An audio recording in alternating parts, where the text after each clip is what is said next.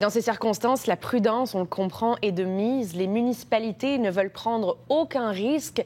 D'ailleurs, Jules, certaines municipalités ont décidé d'annuler les feux d'artifice du 15 août pour éviter les incendies.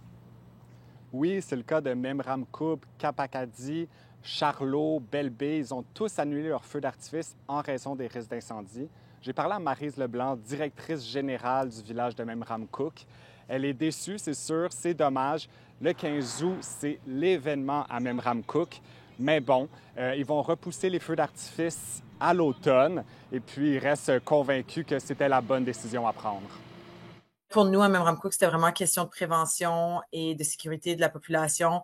On s'est dit que c'est vraiment la meilleure décision pour notre communauté. Puis je te dirais, je le recommande aussi pour les autres communautés dans la situation qu'on est en ce moment. D'ailleurs, Jules, est-ce que les autorités ont interdit la vente de feux d'artifice aux particuliers?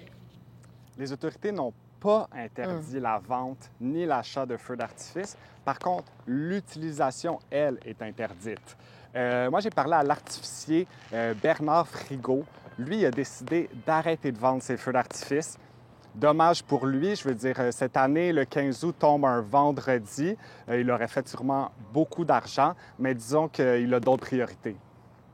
Ben moi, j'ai arrêté d'en vendre en particulier. J'aimerais ça que les dépanneurs arrêtent d'en vendre en particulier pour ce moment-là, d'être solidaires, puis faire en sorte qu'il n'y arrive pas d'histoire d'horreur avec des feux d'artifice.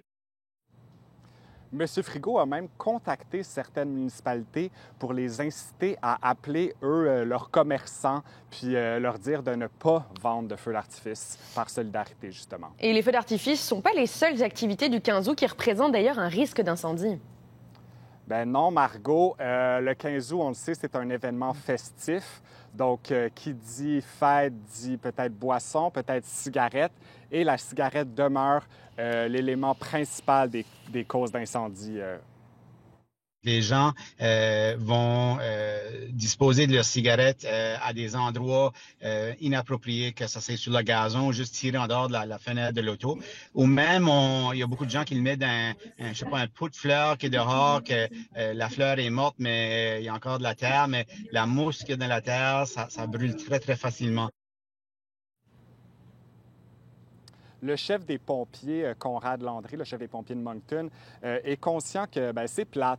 Les gens auraient aimé ça avoir des beaux feux d'artifice pour le 15 août, peut-être faire un feu dans leur cour, chanter du 1755 en mangeant des guimauves. Ce ne sera pas possible. Il demande aux gens de peut-être faire preuve d'imagination. On sait, à Noël, des fois, on voit des personnes mettre une bûche sur leur écran de télévision. Il va peut-être falloir faire ça ce 15 août, puis manger nos guimauves froides. Exactement, par mesure donc de précaution. Merci beaucoup, Jules. Merci.